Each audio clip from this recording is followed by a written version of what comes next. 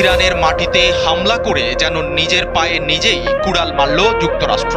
আহত বাঘ যেমন শেষ মুহূর্তে ঝাঁপিয়ে পড়ে, তেমনি পাল্টা আঘাতে গর্জে উঠেছে তেহরান। হামলার জবাবে মধ্যপ্রাচ্যে থাকা মার্কিন ঘাঁটিগুলোকে টার্গেট করেছে ইরান।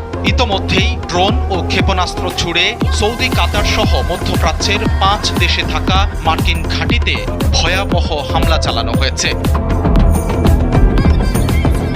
28 ফেব্রুয়ারি ভোরে ইসরায়েল ও যুক্তরাষ্ট্রের বিমান বাহিনী একযোগে ইরানে ক্ষেপণাস্ত্র হামলা চালায়। এরপরই পুরো দস্তুর খেপেছে ইরান।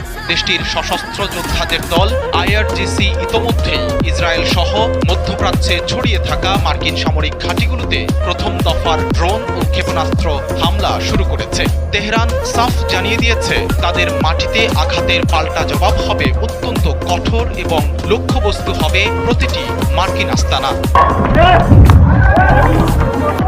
ফরাসি সংবাদ সংস্থা ও ইরানের নিজস্ব গণমাধ্যম বলছে, মধ্যপ্রাচ্যের অন্যতম বৃহৎ মার্কিন ঘাঁটি কাতারের আল উদেইদ, কুয়েতের আল সালেম, সংযুক্ত আরব আমিরাতের আল ধাফরা এবং বাহরাইনে অবস্থিত মার্কিন পঞ্চম নৌবহরকে লক্ষ্য করে ইরান বৃষ্টির মতো মিসাইল ছুড়েছে। এই ঘাঁটিগুলো বছরের পর বছর ধরে ওই অঞ্চলে মার্কিন আধিপত্যের প্রতীক হিসেবে কাজ করে আসছিল, যা এখন ধ্বংসের মুখে। যুক্তরাষ্ট্রের জন্য এই হামলার ক্ষয়ক্ষতি হতে পারে অপূরণীয়। আল জাজিরার মানচিত্র অনুযায়ী এই অঞ্চলে বর্তমানে 19টি সক্রিয় সাইটে অন্তত 40 থেকে 50 হাজার মার্কিন সেনা অবস্থান করছে।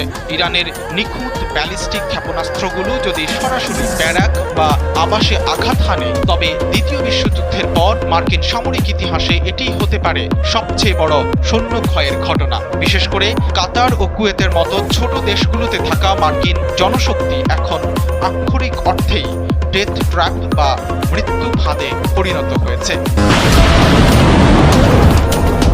ইরান গর্জে ওঠায় সামরিক সরঞ্জামের দিক থেকে বড় ধরনের ধস নামার সম্ভাবনা রয়েছে যুক্তরাষ্ট্রের। কাতারের আল উদেইদ ঘাঁটি থেকে পুরো মধ্যপ্রাচ্যের বিমান অপারেশন নিয়ন্ত্রণ করা হয়। এখানে হামলা মানে আমেরিকার আকাশ পথের নিয়ন্ত্রণ হারিয়ে ফেলা। একইভাবে বাহরাইনের নৌ ঘাঁটি ক্ষতিগ্রস্ত হলে পারস্য উপসাগরে মার্কিন যুদ্ধ জাহাজগুলোর নিরাপত্তা পুরোপুরি